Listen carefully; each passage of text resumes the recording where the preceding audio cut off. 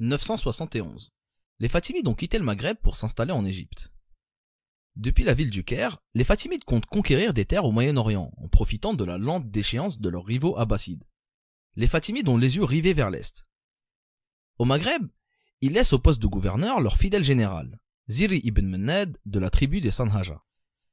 Ziri ibn Mennad a une autorité stable sur l'est du Maghreb, entre l'Algérie centrale, sa région d'origine, et l'Ifriqiya, qui était le fief des Fatimides. Par contre, l'ouest maghrébin lui échappe. Les tribus de l'ouest contestent son autorité et font allégeance à l'autre rival des Fatimides, le calife omeyyade de Cordoue.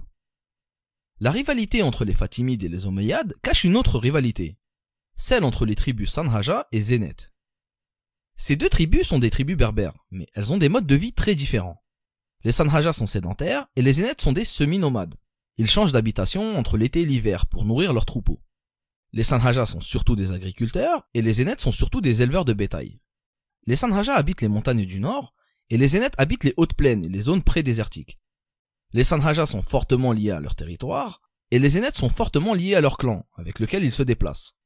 Et surtout, les Zénètes possèdent beaucoup de chevaux et c'est grâce à eux qu'ils se déplacent sans cesse et occupent des grands espaces.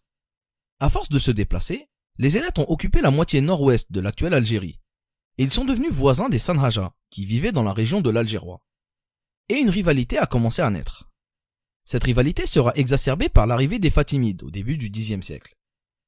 Les Fatimides avaient été portés par la tribu des Kutama, une tribu sédentaire cousine des Sanhaja. C'est donc tout naturellement que les Sanhaja ont pris le parti des Fatimides. Les Zénètes, quant à eux, sont devenus les pires ennemis des Fatimides pendant leur séjour au Maghreb. Le départ des Fatimides pour l'Égypte et le pouvoir qu'ils ont laissé aux Sanhaja va accentuer encore plus les rivalités entre les Zénètes et les Sanhaja. Ziri ibn Mennad n'a qu'un but, conquérir l'ouest du Maghreb et soumettre les Zénètes. Malheureusement pour lui, il meurt au combat la même année. Les Zénètes qui l'ont tué ont décapité son cadavre et envoyé sa tête en cadeau au calife de Cordoue. Le ton est donné. En apprenant ça, le fils de Ziri, Bolorin ibn Ziri, est allé aussitôt venger la mort de son père. Il a mené des expéditions punitives en territoire zénète et leur a infligé des grandes défaites. Il a d'ailleurs tellement infligé de défaites aux Zénètes que la plupart d'entre eux a déserté le Maghreb central. Il se dit même que Bolorin a interdit aux Berbères d'élever des chevaux, car c'était un signe de la culture zénète. Bolorin fait une forte impression aux Fatimides. Les Fatimides le nomment émir du Maghreb. Il lui donne le droit d'administrer les provinces, de commander les armées et de percevoir l'impôt pour le compte des Fatimides. Bolorin a le droit, comme n'importe quel souverain, de léguer le pouvoir à ses enfants. Il devient donc le premier souverain d'une nouvelle dynastie. On appelle cette dynastie la dynastie Ziride, en souvenir de leur ancêtre Ziri ibn Mennad, le père de Bolorin. Les Zénètes, quant à eux, iront s'implanter au Maghreb occidental, l'actuel Maroc. Ils réussissent à prendre quelques territoires, comme par exemple la ville de Sigil Massa, et s'implantent dans la ville de Fès. On a dit que les tribus de l'ouest maghrébin prêtaient allégeance au califat omeyyade de Cordoue. Il faut comprendre une chose. Les États musulmans de cette époque prêtaient tous allégeance à un calife. Prêter allégeance à un calife, c'est une manière de signifier qu'on est un État musulman. À l'époque où les Abbassides étaient les seuls califes, tout le monde leur prêtait allégeance, de fait. Mais depuis qu'il y a eu 3 califes, chaque État prête allégeance au calife de son choix. Et pour un émirat maghrébin, prêter allégeance au calife de Cordoue, ça sert surtout à marquer sa désapprobation du califat chiite des Fatimides. Et c'est une manière de se dire indépendant des Fatimides. Le calife de Cordoue se retrouvait donc avec des États qui lui prêtaient allégeance sans même avoir besoin d'aller faire des guerres. C'est donc une aubaine pour le calife de Cordoue. Mais la situation n'est pas de tout repos non plus. En cette période, le califat omeyyade a des petits soucis de succession. Le calife Al-Hakam est mort en 976. Et il a laissé pour successeur son fils Hichem, qui a 11 ans. Et ça, ce n'est jamais bon pour une dynastie. Quand vous voyez qu'une dynastie commence à laisser des enfants pour successeurs, c'est généralement le début de la fin. Et les Omeyyades de Cordoue ne feront pas exception. La régence va être assurée par un homme de la cour, par le chambellan Muhammad ibn Abi Amir, plus connu sous le nom de Al-Mansour, le victorieux, ou Al-Manzor en espagnol. Cette succession va causer des grands troubles. D'abord, la garde du calife va se révolter, et Al-Manzor arrivera à calmer la situation.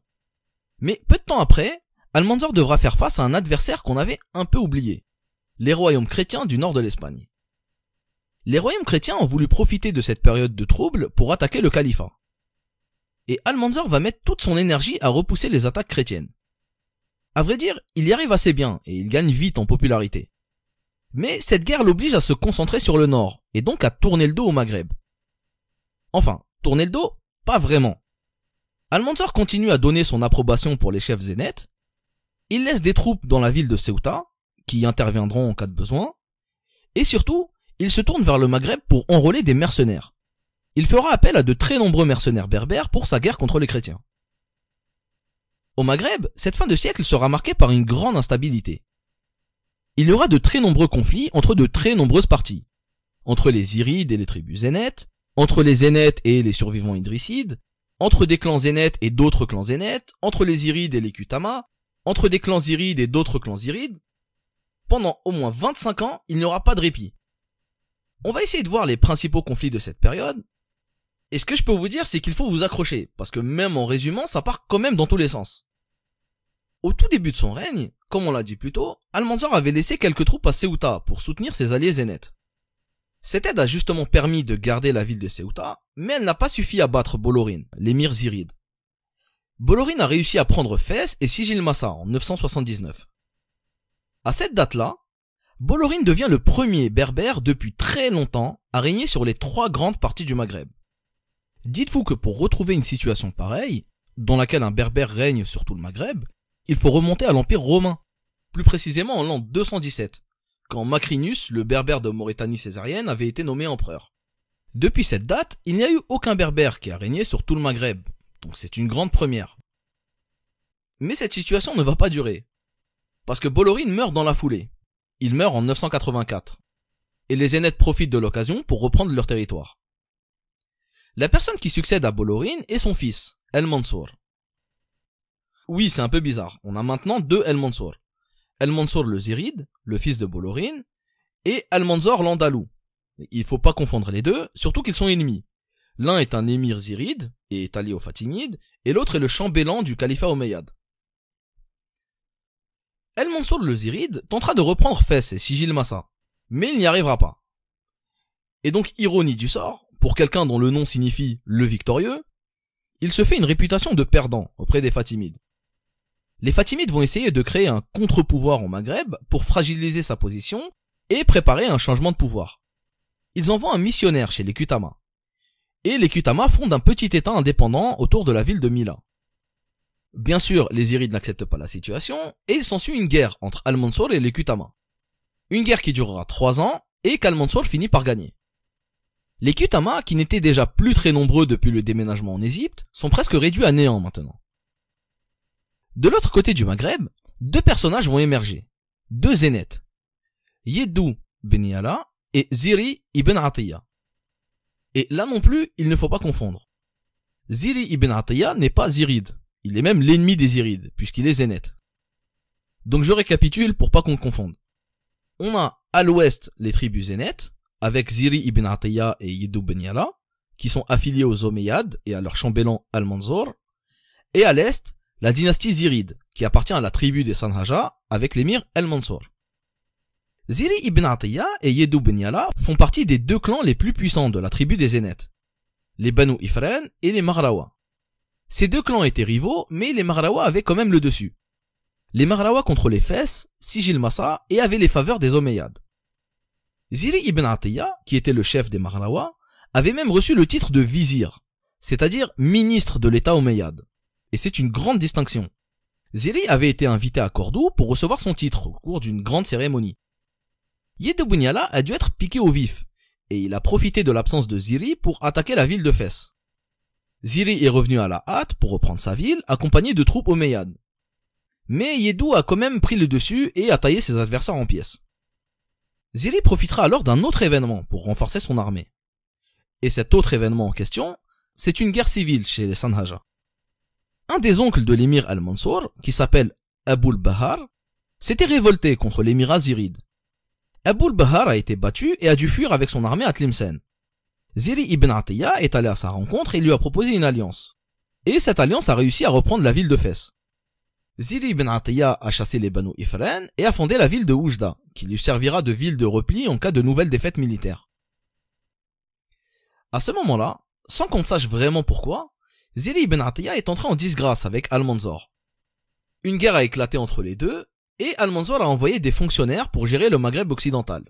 Il a chassé Ziri ibn Atiyya. Ziri a dû fuir dans le désert au sud du Maghreb central. Et là-bas, il a appris qu'une autre guerre civile était en train de déchirer les Zirides. L'émir Ziride, Al-Mansour, venait de mourir et de se faire remplacer par son fils, Badis ibn al-Mansour. Sauf que certains membres de la famille Ziride n'étaient pas d'accord avec le mode de succession. Deux grands-oncles de Badis, Zawi et Maksen, ont voulu prendre le pouvoir. Ils ont attendu que Badis aille faire une campagne militaire dans le Maghreb central pour tenter d'usurper le trône. Badis leur a envoyé son meilleur général, qui était accessoirement son oncle fidèle, Hamad ibn Bolorin.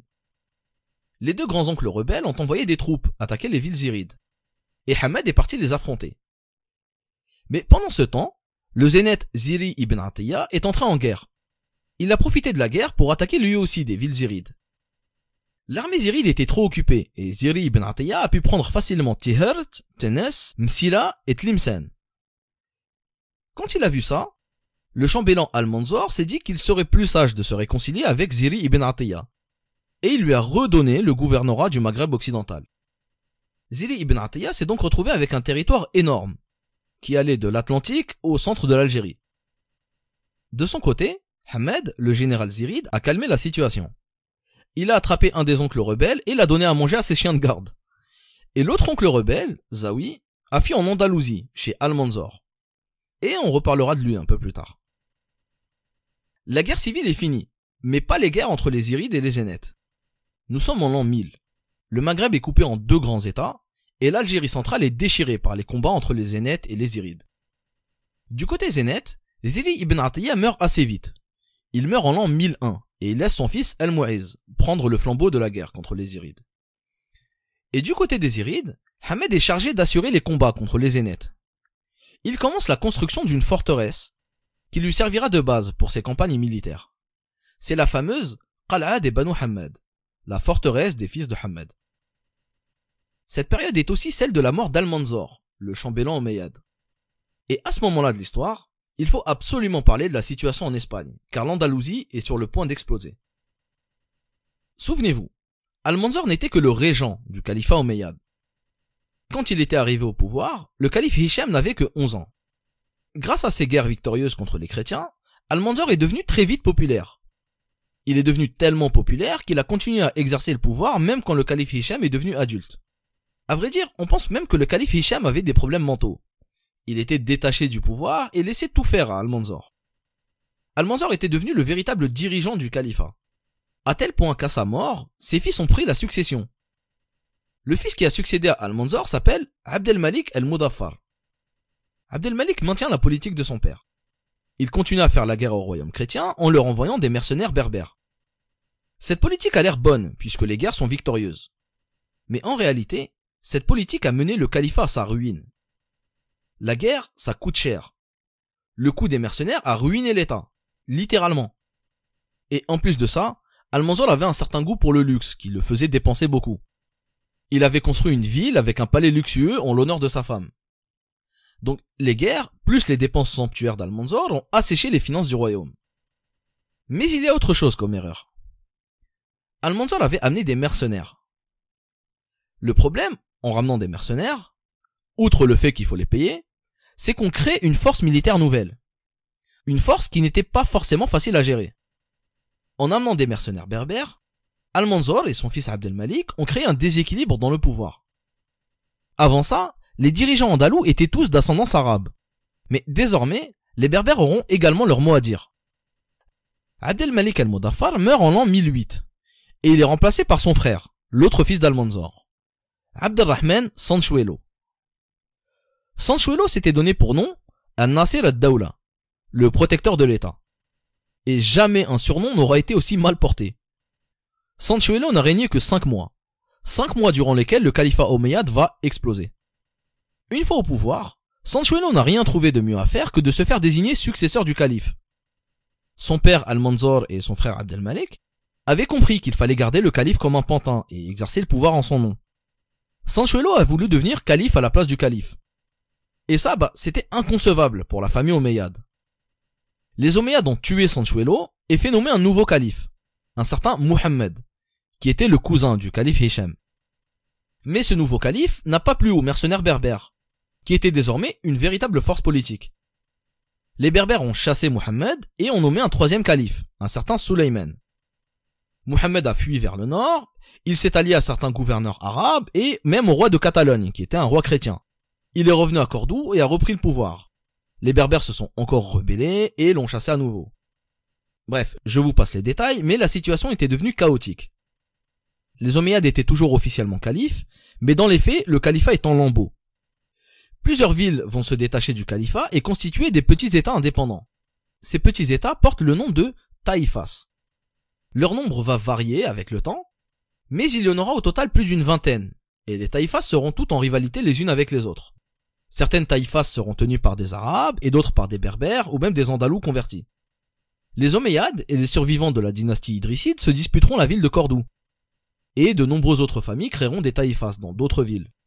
On aura par exemple la famille d'Almanzor à Valence, des Berbères Zénètes à Ronda, des Kutama à Alpuente, des Houara à Tolède, des familles arabes à Séville et Saragosse, et on aura même une taïfa ziride, celle de Grenade. Vous vous souvenez de Zawi ibn Ziri, le fameux grand-oncle qui s'était rebellé contre les Zirides et qui a fui en Andalousie après avoir perdu contre Ahmed? Eh bien, lorsqu'il a fui en Andalousie, ça s'était plutôt bien passé pour lui. Il s'était rapproché de la cour et était devenu un chef militaire pour le compte des Omeyyades. Et lors de la chute du califat, il a réussi à créer une taïfa à Grenade. Plus tard, sa taïfa conquérera même celle de Malaga. Toutes ces taïfas se combattront les unes les autres, et elles devront aussi faire face à la menace chrétienne. Car bien entendu, les royaumes chrétiens profiteront de l'occasion pour attaquer les taïfas musulmanes, et parfois même pour les monter les unes contre les autres. La famille Omeyyade continuera à se donner le titre de calife pendant quelques décennies, mais dans les faits, la période des Omeyyades est définitivement finie en 1016. Elle aura duré plus de 260 ans, depuis l'arrivée de Abd al-Rahman al-Dakhil en 755. Les Omeyyades avaient su se maintenir à l'écart des conflits militaires entre les dynasties musulmanes.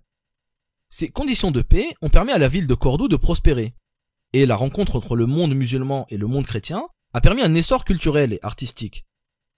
Ça prendrait des heures de citer tous leurs apports, mais la période des Omeyyades de Cordoue a donné naissance à des scientifiques comme Ibn Firnas, à des poètes comme Ibn Hazm.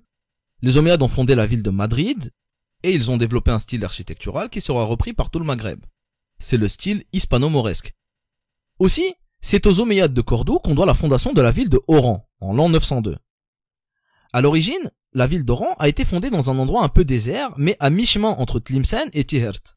Elle était destinée à servir de comptoir commercial entre ces deux villes et l'Andalousie. Et aujourd'hui, c'est devenu la deuxième ville de notre pays. La décennie 1010 est celle de l'éclatement du califat omeyyade de Cordoue. Mais ce n'est pas tout. C'est aussi la décennie de la division de l'émirat ziride. Un conflit va éclater entre l'émir Badis et son oncle Hamad. Hamad était stationné à l'Aqala'a, et il combattait les Zénètes depuis plus d'une décennie. C'est un chef militaire habile et il arrive à reprendre des territoires aux Zénètes. À force de combat, Hamad est devenu très fort et a commencé à effrayer son neveu Badis. Badis a donc pensé qu'il serait plus judicieux d'écarter Hamad du pouvoir. Et donc il lui a demandé de renoncer à son pouvoir politique. Pour justifier ça, Badis a dit à Hamad qu'il souhaitait initier son jeune fils au pouvoir et qu'il était temps de laisser la place aux jeunes. En même temps, le jeune fils en question n'avait que 6 ans, et c'était peut-être un peu trop tôt pour l'initier au pouvoir. Il aurait donc fallu trouver un prétexte un peu plus convaincant. Hamad n'a donc bien évidemment pas accepté de céder sa place, et la guerre entre Badis et Hamad était alors inévitable. Badis a envoyé des troupes pour assiéger la Qala'a, la forteresse de Hamad. Mais comme son nom l'indique, c'est une forteresse. Badis n'a pas réussi à la prendre. Donc non seulement il n'a pas réussi à la prendre, mais en plus il est mort, après 2 ans de combat. Badis est finalement remplacé par son jeune fils. Voilà, il voulait l'initier au pouvoir, c'est maintenant chose faite. Le jeune Al-Mu'iz devient émir ziride à l'âge de 8 ans. Hamad tente de contre-attaquer et évincer Al-Mu'iz, mais il n'y arrive pas. Les deux armées se neutralisent. Finalement, un traité de paix est signé entre les deux parties. Le traité de paix stipule que Hamad sera désormais le chef d'un émirat indépendant. On a désormais 2 émirats. D'un côté, l'émirat de Hamad, qui a pour capitale la Qala'a, et qui contrôle Achir, Msila, Tobna, le Zab, Tihert, la Grande Kabylie et la région d'Alger. Et de l'autre côté, l'émirat d'El Mu'izz ibn Badis, qui a pour capitale Qayrawan et qui garde l'équivalent de la Tunisie, la Tripolitaine, les Aurès et le Constantinois. Par abus de langage, les historiens nommeront le premier émirat le royaume Hammadide et le second le royaume Ziride.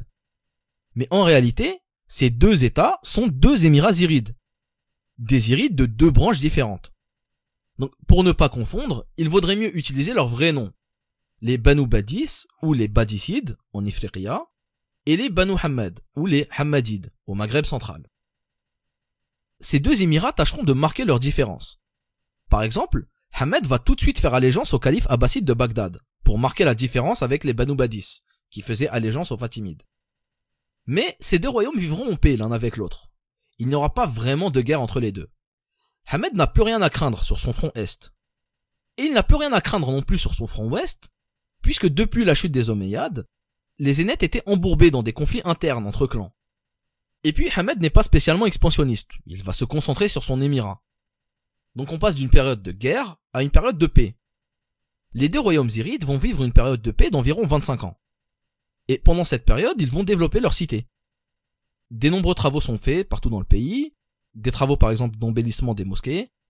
La Qala'a des Banu Hammad, qui était une forteresse, devient maintenant un centre culturel et intellectuel, avec un palais fastueux et plusieurs mosquées. Et de nombreux savants d'Andalousie et de Qayrawan y viendront y séjourner. Hammad meurt pendant cette période, et il est remplacé par son fils El-Qa'id. À part une petite escarmouche en 1040, on ne note pas vraiment de guerre entre les deux royaumes zirides, et la situation restera pacifique. Le véritable changement viendra en 1048. Cette année-là, les Zirides et les Fatimides vont avoir leur premier grand conflit religieux. Si vous vous souvenez bien, le califat fatimide, qui est un califat chiite, n'avait pas réussi à imposer son dogme à la population de l'Ifriqiya. À part les tribus Kutama et quelques habitants des grandes villes, pas grand monde n'avait adhéré au dogme chiite ismaélien, le dogme des Fatimides.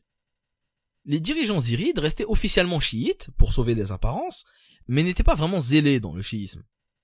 Avec le temps, les Kutama ont perdu de leur force, et le peuple de l'Ifriqiya acceptait de moins en moins le fait d'être géré par un émirat qui faisait allégeance à un califat chiite.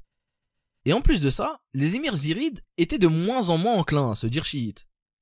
Si vous vous souvenez bien, le jeune El Mu'izz avait perdu son père à l'âge de 8 ans. Eh bien, à la mort de son père, il a été élevé par des éducateurs sunnites, si bien qu'il est devenu lui-même un fervent sunnite. Donc, même s'il ne se disait pas officiellement sunnite, pour ne pas froisser les Fatimides, il laissait quand même transparaître des signes. La population de l'Ifriqiya l'avait compris, et ça a libéré certains relents anti-chiites de la population. Il a commencé à y avoir des massacres de chiites en Ifriqiya. Et El Mu'izz n'a rien fait pour les combattre, il se dit même qu'il les a encouragés. Le calife fatimide de l'époque lui a demandé de rendre des comptes. Et El Mu'izz lui a répondu en déclarant son indépendance. Il a fait retirer tous les drapeaux verts des Fatimides et les a remplacés par le noir des Abbassides. Cette décision va avoir des conséquences qui vont changer le visage du Maghreb. Les Fatimides n'apprécient pas du tout cette trahison, et ils vont chercher à punir les Zirides. Il se trouve qu'à cette période-là, il y avait des tribus bédouines qui nomadisaient en Égypte. Ces tribus sont les fameuses tribus hilaliennes, et vous en avez peut-être déjà entendu parler. Ces tribus ont fait couler énormément d'encre, et leur arrivée a littéralement transformé le Maghreb. Pour comprendre l'histoire de ces tribus hilaliennes, il faut revenir un siècle et demi en arrière, au début des années 900. Pendant que le mouvement fatimide s'installait au Maghreb, un autre mouvement chiite s'installait en Orient. C'était le mouvement des Karmates. Les Fatimides et les Karmates étaient tous les deux des chiites ismaéliens. Ils appartenaient à la même branche du chiisme. Mais les Karmates ne croyaient pas que le calife fatimide était réellement l'imam ismaélien. Ils le prenaient pour un imposteur. Donc même s'ils étaient tous les deux chiites ismaéliens, les deux mouvements n'étaient pas alliés du tout. L'état fatimide et l'état karmate naîtront presque au même moment. Les Fatimides en l'an 909 et les Karmates en l'an 903. Et chaque état évoluera de son côté. Pendant que l'état fatimide devenait un califat et prenait l'hégémonie sur le Maghreb, l'état karmate attaquait la péninsule arabique, pillait tout ce qu'il pouvait et imposait des tribus à certaines régions en échange d'une protection militaire. Les Karmates avaient notamment imposé un tribut au gouverneur de Damas. Ça s'était passé en l'an 968. Et ça entraînera une confrontation avec les Fatimides. Parce que l'année suivante, en 969, les Fatimides vont s'emparer de l'Égypte et aussi de la Syrie. Donc il va s'en suivre une guerre entre les Fatimides et les Karmates. Les Karmates ont attaqué les Fatimides. La guerre entre les deux a duré une dizaine d'années et s'est soldée par une victoire fatimide. Si je vous raconte tout ça, c'est que depuis leur début, les Karmates étaient assistés de 3 tribus bédouines. Les Banu Hilal, les Banu Sulaym et les Banu Ma'qil. Ce sont ces tribus-là qu'on appelle, par abus de langage, les tribus hilaliennes. Ces tribus étaient originaires du Hijaz, du désert d'Arabie. Elles vivaient dans un climat aride et n'avaient pas grand-chose d'autre à exploiter que leurs forces militaires. Elles servaient de mercenaires aux Karmates. Après la défaite contre les Fatimides, les Karmates sont repartis en Arabie, mais les tribus hilaliennes sont restées en Égypte. Les Fatimides les ont donc installés au sud de l'Égypte, sur les rives du Nil. C'était plus facile pour les surveiller, et puis ça pourrait servir en cas de besoin. Et le besoin n'allait pas tarder à se faire sentir.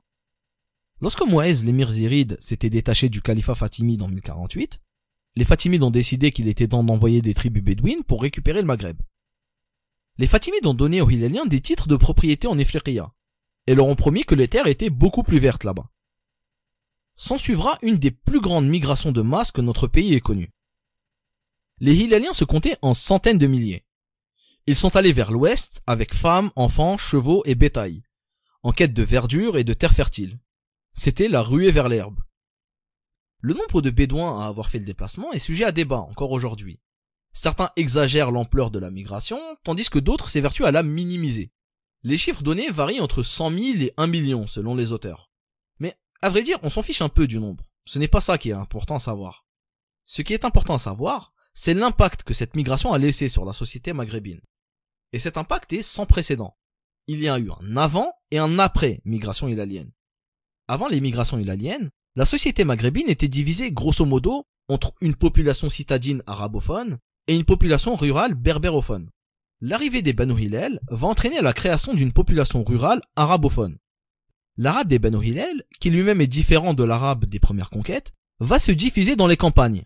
Et ça va entraîner l'arabisation d'un grand nombre de régions qui étaient jusque-là restées en marge des villes.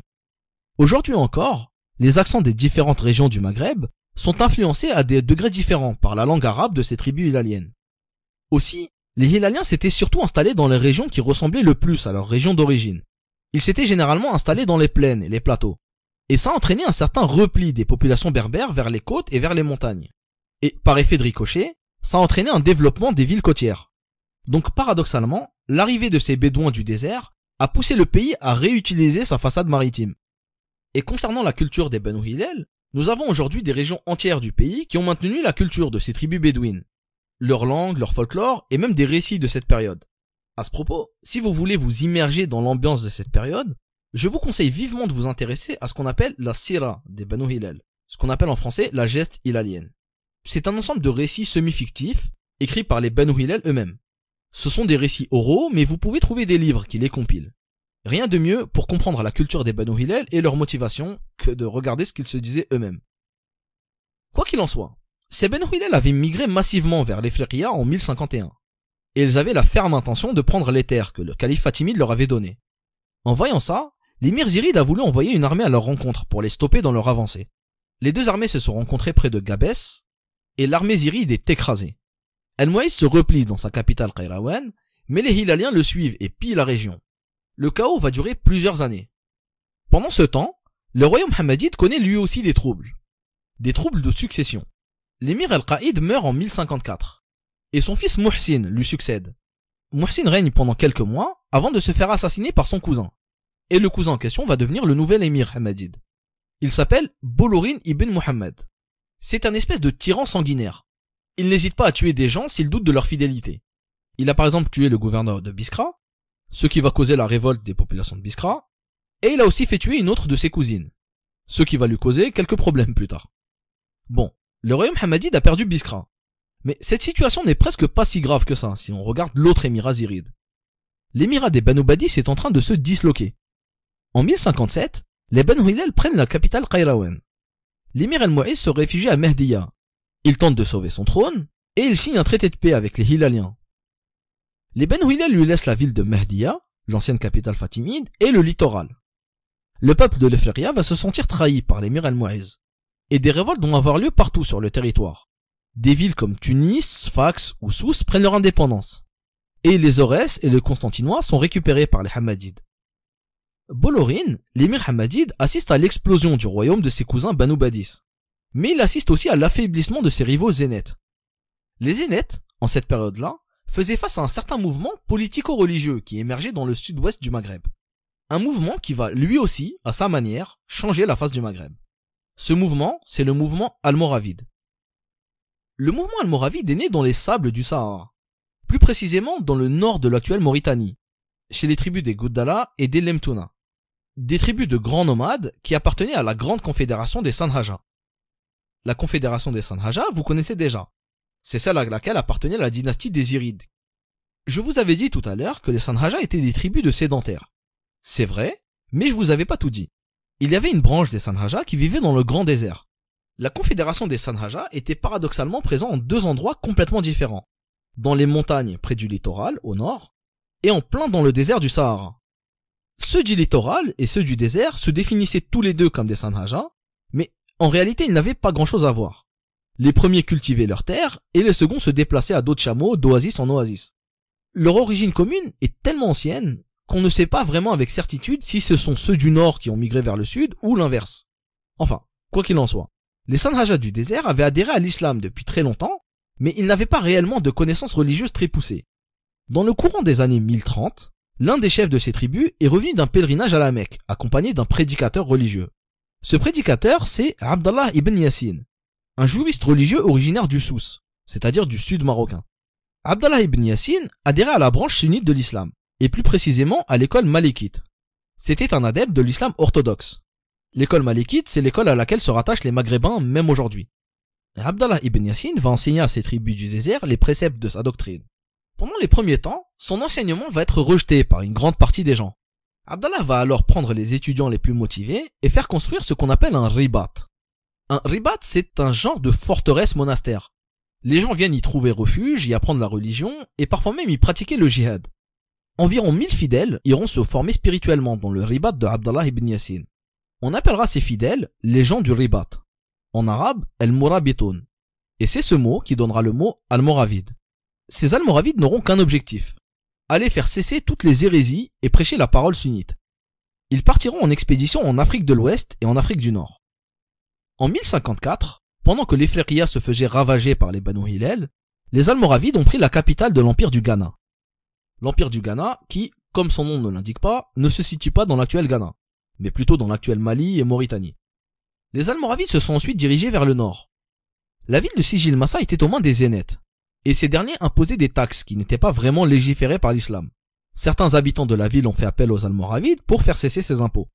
Les Almoravides sont donc venus à Sijil Massa et ont écrasé les Zénètes. Ils sont ensuite partis prendre la région du Sousse et ont installé leur base à Armat. À partir de cette base d'Armat, les Almoravides se sont donné pour mission de détruire les Berwata et leur religion hérétique. Les Almoravides triomphent en 1059 et ils arrivent à détruire le royaume des Berwata. Mais les leaders almoravides meurent au combat. Abdallah ibn Yassin perd la vie au cours de ces batailles.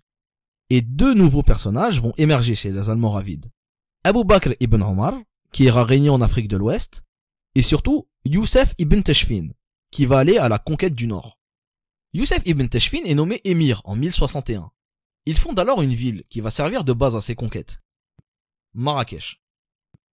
Aujourd'hui, le nom du pays Maroc est un dérivé du nom de cette ville. Les Zénètes se retrouvent pris en tenaille, entre les Almoravides au sud et les Hammadides à l'est. Les Almoravides leur ont déjà enlevé tout le sud marocain, et les Hammadides menacent leur possession au nord. Tandis que Youssef ibn Tashfin s'établissait à Marrakech, Bolorin, l'émir hammadide, s'était allié aux tribus hilaliennes et a attaqué la ville de Fès. Mais Bolorin n'a pas pris la ville de Fès. Il l'a juste pillée, pris les nobles de la ville en otage et est rentré chez lui. Mais cette attaque a tout de même affaibli encore plus les Zénètes. Et Bolorin a, peut-être sans le savoir, facilité la tâche aux Almoravides. Mais Bolorin n'aura pas le temps de voir la suite des événements, puisqu'il est assassiné dans la foulée. Bolorin s'était fait beaucoup d'ennemis parmi ses proches. Tout à l'heure, je vous avais dit qu'il avait assassiné une de ses cousines et que ça allait lui causer des ennuis.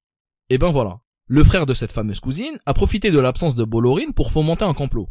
Il a attendu que Bolorin revienne de Fès pour venger sa sœur. Et oui, la vengeance se mange froide. Le cousin vengeur va devenir l'un des plus fameux émirs des Hammadides. Son nom, c'est An-Nasir ibn al-Nas. Le premier grand fait d'armes d'An-Nasir est de reconquérir la ville de Biskra. An-Nasir réorganise son royaume en nommant des gouverneurs fidèles dans la plupart des villes. Et il arrive même à s'attirer l'allégeance de gouverneurs indépendants de certaines villes de l'Ifriqiya. Il obtient l'allégeance du gouverneur de Sfax, de Castilia, de Tunis et même de Qayrawan. Tout avait très bien commencé pour lui. Jusqu'à un événement inattendu. Inattendu mais en même temps tellement prévisible. Un conflit interne entre les Banu Hillel. Les Banu Hillel étaient divisés en une multitude de clans. Et deux de ces clans, les Etbej et les Riyah, étaient entrés en guerre l'un contre l'autre. Les Riyah étaient partis demander une alliance à l'émir Badicide. L'émir Badicide de l'époque s'appelait Tammim. Il venait tout juste d'accéder au trône. Tammim a accepté l'alliance avec les Riyah et il en a profité pour régler certains comptes. Il est parti faire la guerre aux villes d'Ifriqiya qui avaient fait allégeance à l'émirat hammadide. Et c'est à ce moment-là que les deux royaumes zirides sont entrés en guerre l'un contre l'autre. An-Nasir, l'émir hammadide, essuierait une défaite cuisante à Sebiba, et il sera contraint de se réfugier dans la Qala'a. Son royaume est en position de faiblesse. Les villes d'Ifriqiya qui lui avaient prêté allégeance étaient reprises par les Banu Badis. Mais ce n'est pas tout. Les Banu Hillel s'étaient installés dans les zones des plaines et des plateaux pré-sahariens, c'est-à-dire les mêmes zones que l'habitation traditionnelle des Zénètes. Et mine de rien, les Hilaliens et les Zénètes commençaient à bien s'entendre. Ils avaient à peu près le même mode de vie, et c'étaient tous les deux des peuples de cavaliers. On a commencé à voir des coalitions hilaliennes zénètes qui attaquaient le royaume hammadide. Toute la partie sud du royaume, et surtout les villes qui étaient proches des plaines, étaient à la merci des Banu Hillel et des Zénètes. An-Nasir passe un très mauvais moment entre 1063 et 1067. Il perd de nombreuses villes. Mais il finira quand même par reprendre ces villes et même à en conquérir de nouvelles comme Wargla. Toutefois, la plus intéressante de ces conquêtes, c'est une petite montagne qui faisait face à la mer, tout au nord de la Qala'a. An-Nasir va fonder une nouvelle ville qui va lui servir de seconde capitale. La position côtière et montagneuse de cette ville la rend difficile d'accès pour les chevaux des Arabes et des Zénètes. Cette nouvelle ville sera le symbole du renouveau de l'émirat d'An-Nasir. Il y construit une mosquée, un palais, des jardins, et il exonère les habitants de taxes pour s'assurer leur fidélité. An-Nasir va donner son nom à cette nouvelle ville. Il l'appelle An-Nasiriyya, la ville de Nasser. Mais les habitants de cette ville préféreront l'appeler autrement. Ils lui donneront le nom de la tribu qui habitait les montagnes des environs. Cette tribu s'appelait la tribu des Bgaya. Et c'est le nom que cette ville gardera jusqu'à aujourd'hui. C'est la ville de Bijaya. An-Nasir était arrivé à pérenniser son royaume malgré une situation apocalyptique. Il s'en est bien sorti en construisant une nouvelle capitale loin des zones de guerre. Mais les véritables exploits militaires de cette période sont réalisés par quelqu'un d'autre. Ils sont réalisés par Youssef ibn Tashfin, l'émir almoravide. Pendant qu'An-Nasir se défendait face aux Banu Hillel et aux Zénètes de l'Est, Youssef ibn Tashfin infligeait défaite sur défaite aux Zénètes qui occupaient les villes du nord-ouest maghrébin. En 1079, il avait déjà soumis la quasi-totalité du Maghreb occidental. Il s'est alors décidé à traverser la Moulouya et à combattre les Zénètes du Maghreb central.